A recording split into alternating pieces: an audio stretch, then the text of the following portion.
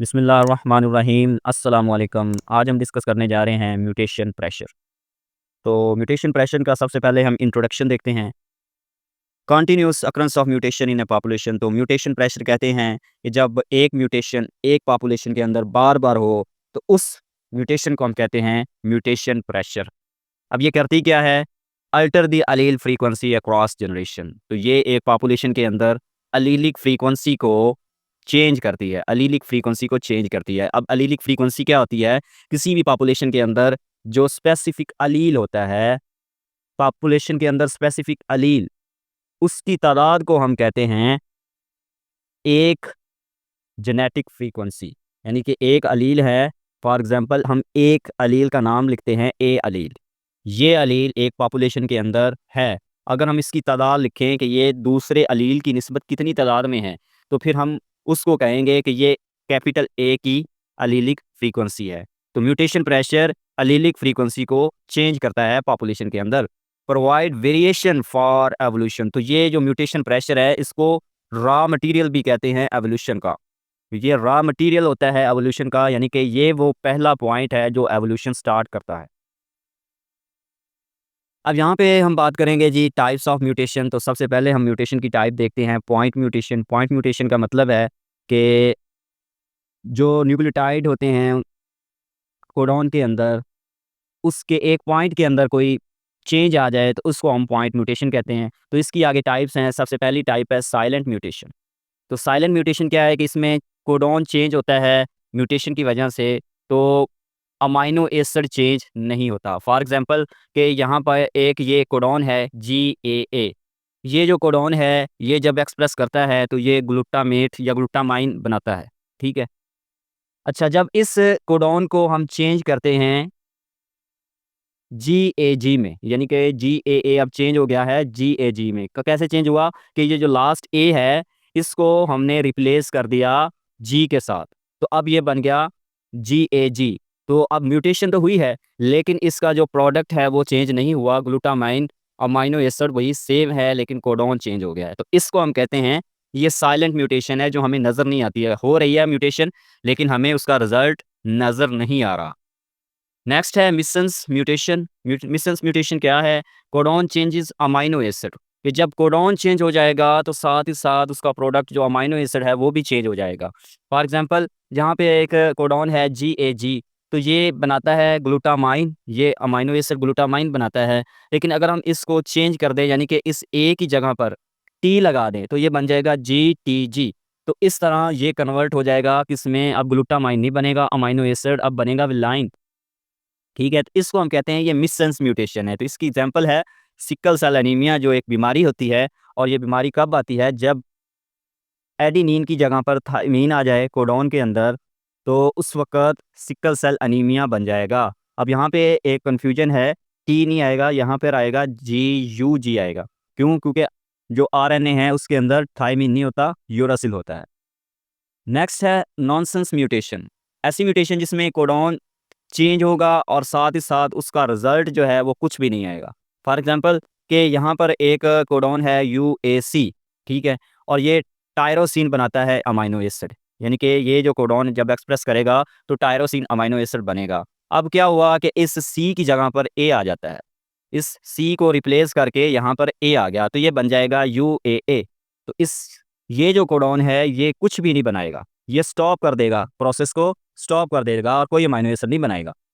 इसलिए इसको nonsense mutation कहते हैं और इस कोडॉन को स्टॉप कोडॉन कहते हैं। सेकंड जो टाइप है उसको कहते हैं फ्रेम शिफ्ट म्यूटेशन। इसमें दो तरह की म्यूटेशन होती है, इंसर्शन या फिर डिलीशन। यानी कि एक क्रोमोसोम है, फॉर एग्जांपल यहाँ पे ये क्रोमोसोम है, तो यहाँ पर ये दूसरा क्रोमोसोम है, तो इसका ये पार्ट कट होकर इधर आके लग जाए दूसरे क्रोमोसोम के साथ, तो ये हो जाएगा इसमें इंसर्शन हो जाएगी और इसमें डिलीशन हो जाएगी। यानी कि एक में क्रोमोसोम का पार्ट कट हो रहा है और दूसरे में ऐड हो रहा है। इसको हम कहते हैं इंसर्शन या डिलीशन, और इस म्यूटेशन को कहते हैं frame shift mutation. Insertion extra nucleotide shift frame, यानी कि अब ये देखें AUG है और CCU GAC, ठीक है, ये नॉर्मल है। अब म्यूटेंट क्या हो जाएगा? AUG ACCUGA। अब यहाँ पे ये देखें ये दोनों चेंज हो गए हैं, इसको हम कहते हैं ये फ्रेम शिफ्ट म्यूटेशन है। नेक्स्ट है deletion. Loss of nucleotides, alter codon. जैसे ही न्यूक्लियोटाइड का लॉस होगा वैसे ही कोडॉन भी चेंज हो जाएगा, कोडॉन कोडॉन एक मिस हो जाएगा। यहाँ पे आप देखें UAUG, CCU और GAC, और जब इसमें म्यूटेशन आएगी तो अब यहाँ देखें, यहाँ पे 2 कोडॉन रह जाएंगे और यहाँ पर जो नॉर्मली 3 कोडॉन थे अब यहाँ पर 2 रह गए हैं। तो इसका मतलब क्या है कि एक कोडॉन की डिलीशन हो गई है। इसी तरह कुछ म्यूटेशन होती है क्रोमोसोमल म्यूटेशन, यानी कि क्रोमोसोम के जो पार्ट हैं वो वहाँ पर भी म्यूटेशन आ सकती है, स्ट्रक्चरल उसे म्यूटेशन कहते हैं। इसमें क्या होगा कि एक क्रोमोसोम है, फॉर एग्जांपल ये क्रोमोसोम 1 है, इसका ये वाला पार्ट जो है ये कट होकर दोबारा यहाँ पर अपनी एक और कॉपी बना लेता है, इसको हम कहते हैं डुप्लीकेशन। ठीक है। इसी तरह इन्वर्जन है, इन्वर्जन में क्या होता है कि यही एक क्रोमोसोम है, इसका ये पार्ट है, ये कट होकर रोटेट कर जाए और अपनी जो सीक्वेंस है उसको उल्ट कर ले, ऑपोजिट कर ले, तो उसको इन्वर्जन कहते हैं। ट्रांसलोकेशन क्या है कि अगर एक क्रोमोसोम का पार्ट, अब नॉर्मली फॉर एग्जांपल ये 2 क्रोमोसोम है, तो इसका ये वाला पार्ट कट होकर इधर आ जाए, ठीक है, तो इसको हम कहते हैं ये ट्रांसलोकेट हो गया। ठीक है। इसी तरह कुछ म्यूटेशन जीनोम म्यूटेशन भी होती है, उसको कहते हैं जीनोम म्यूटेशन। फॉर एग्जांपल पॉलीप्लाइडी ये जो ज़्यादातर प्लांट के अंदर होती है, और एन्यूप्लाइडी ये एनिमल्स के अंदर भी होती है। जिस तरह ट्राइसोमी 21 डाउन सिंड्रोम जो है ये जीनोम म्यूटेशन में आ जाता है, जिसमें क्रोमोसोम नंबर जो है वो चेंज हो जाते हैं। यहाँ पे हम बात करेंगे जी सोर्सेज ऑफ म्यूटेशन, यानी कि म्यूटेशन प्रेशर के सोर्सेज क्या है। सिम्पोंटेनियस म्यूटेशन, ऐसी म्यूटेशन जो अचानक हो जाए उसको हम कहते हैं सिम्पोंटेनियस म्यूटेशन, और ये अक्सर डीएनए रेप्लिकेशन के दौरान जब कोई एरर आ जाता है उस वक्त ये म्यूटेशन होती है। इसी तरह कुछ म्यूटेशन होती है इंड्यूस म्यूटेशन। इंड्यूस म्यूटेशन क्या है कि कोई रेडिएशन की वजह से, कोई केमिकल की वजह से जो म्यूटेशन आएगी किसी भी ऑर्गेनिज्म के अंदर, उसको हम कहते हैं इंड्यूस म्यूटेशन, और वो केमिकल जो म्यूटेशन काज करता है उसको म्यूटाजन कहते हैं।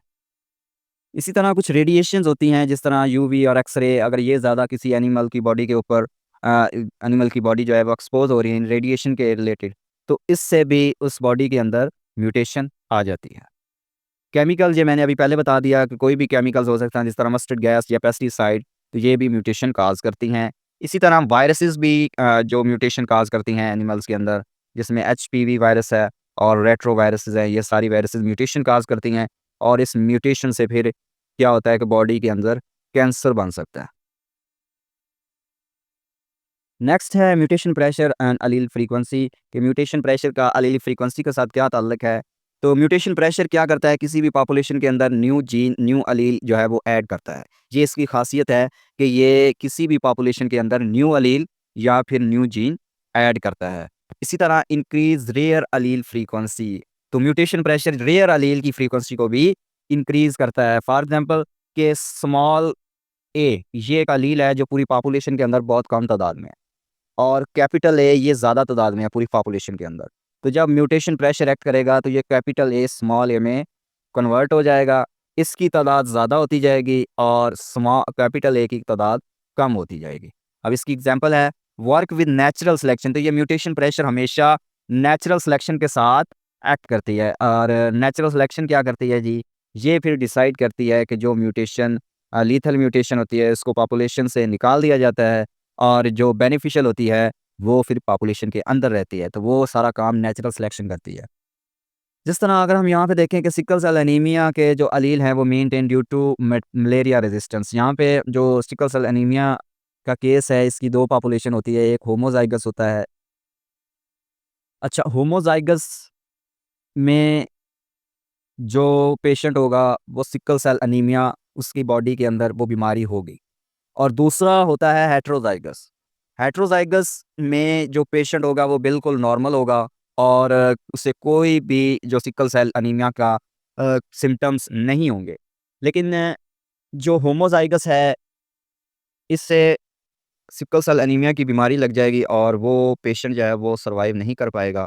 जबकि हेट्रोजाइगस के केस में, क्योंकि हेट्रोजाइगस जो सिकल सेल एनीमिया पर्सन होता है उसके अंदर ये काबिलियत होती है कि उसकी बॉडी के अंदर मलेरिया के अगेंस्ट रेजिस्टेंस पैदा हो जाती है, ना उसको सिकल सेल एनीमिया होता है और ना ही उसको मलेरिया होता है। तो फिर जो नेचुरल सिलेक्शन है वो फिर इस हेट्रोजाइगस के ऊपर एक्ट करेगी और इसकी जो तादाद है वो पॉपुलेशन के अंदर बढ़ा देगी, और होमोजाइगस की जो तादाद है वो कम हो जाएगी। क्यों? क्योंकि वो सिकल सेल एनीमिया की वजह से वो ऑर्गेनिज़्म ज़िंदा नहीं रह सकेगा।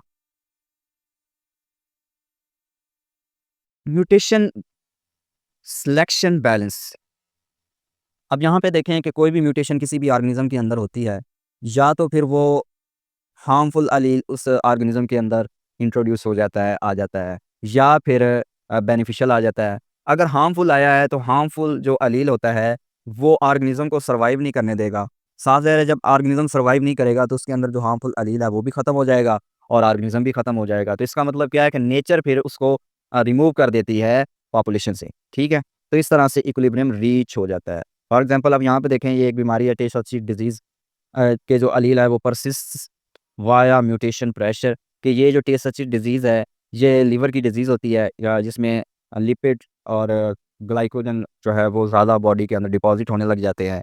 तो फिर इससे ये बीमारी किसी भी ऑर्गेनिज़्म को सर्वाइव नहीं करने देती। तो इस तरह से म्यूटेशन को जो फिर नेचर जो है वो देखती है कि अगर हार्मफुल म्यूटेशन है तो उसको पॉपुलेशन से निकाल दिया जाए, और अगर बेनिफिशियल है तो फिर वो पूरी आगे जनरेशन टू जनरेशन प्रिवील करती जाती है। अच्छा, ये हमने पहले भी पढ़ा कि जो म्यूटेशन प्रेशर है ये रॉ मटेरियल होता है एवोल्यूशन का, यानी कि यही एवोल्यूशन स्टार्ट करवाता है। अगर म्यूटेशन प्रेशर एक्ट ना करे तो एवोल्यूशन स्टार्ट ही नहीं होगी।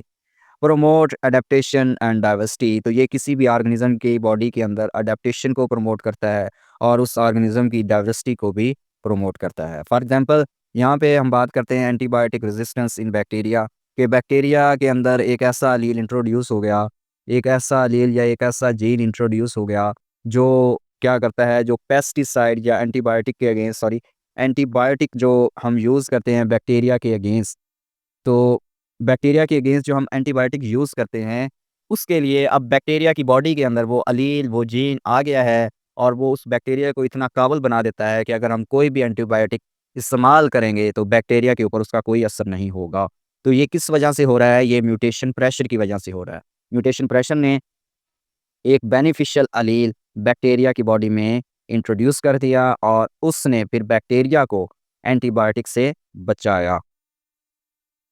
अच्छा, अब इसके क्या फ़ायदे होते हैं म्यूटेशन प्रेशर के? तो ये सोर्स ऑफ जेनेटिक वेरिएशन, किसी भी ऑर्गेनिज़्म की अंदर जो कोई भी ऑर्गेनिज़्म किसी भी पॉपुलेशन के अंदर होता है, तो उसके अंदर जेनेटिक वेरिएशंस आती हैं। तो वो जेनेटिक वेरिएशन म्यूटेशन प्रेशर की वजह से आती है, क्योंकि म्यूटेशन प्रेशर ने अलील जो है वो न्यू इंट्रोड्यूस करवाना है पॉपुलेशन के अंदर। तो जब एक पॉपुलेशन के अंदर न्यू अलील आएगा, तो जेनेटिक डाइवर्सिटी इंक्रीज़ हो जाएगी।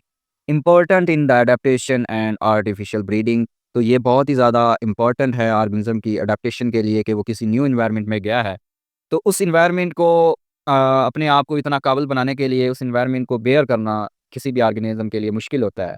तो फिर ये म्यूटेशन प्रेशर उस ऑर्गेनिज़्म के अंदर कोई ऐसा न्यू अलील या जीन इंट्रोड्यूस कर देता है जिससे वो अपनी बॉडी को दोबारा अडेप्ट कर सकता है एनवायरनमेंट के मुताबिक।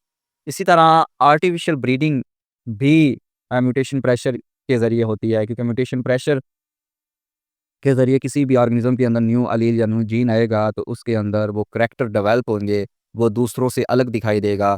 तो जो चीज़ दूसरों से अलग दिखाई देती है फिर उसको ही सिलेक्ट किया जाता है फॉर डिफरेंट पर्पसेज़ के लिए। अब इसके डिसएडवांटेजेस क्या हैं? कि मैनी हार्मफुल म्यूटेशन, क्योंकि जो म्यूटेशन होती है उसमें ज़्यादातर जो केस देखे गए हैं वो म्यूटेशन ज़्यादातर हार्मफुल म्यूटेशन होती है जो ऑर्गेनिज़्म को सर्वाइव नहीं करने देती। इसमें जेनेटिक डिसऑर्डर जो है वो बहुत सारी डेवलप होती हैं म्यूटेशन प्रेशर की वजह से, और इससे फिर क्या होगा कि पॉपुलेशन की जो फिटनेस है वो कम हो जाएगी, क्योंकि एक पॉपुलेशन के अंदर हार्मफुल अलील आ गया है, हार्मफुल जीन आ गया है, तो वो फिर पॉपुलेशन का साइज़ भी कम हो सकता है इसकी वजह से। तो ये था आज का हमारा टॉपिक म्यूटेशन प्रेशर। उम्मीद है आपको इसकी समझ आई होगी। अगर आपको इसके रिलेटेड कोई भी क्वेश्चन हो तो आप कमेंट में ज़रूर पूछें। हमारी वीडियो को लाइक करें, हमारे चैनल को सब्सक्राइब करें और इस लेक्चर को अपने दोस्तों के साथ शेयर करें।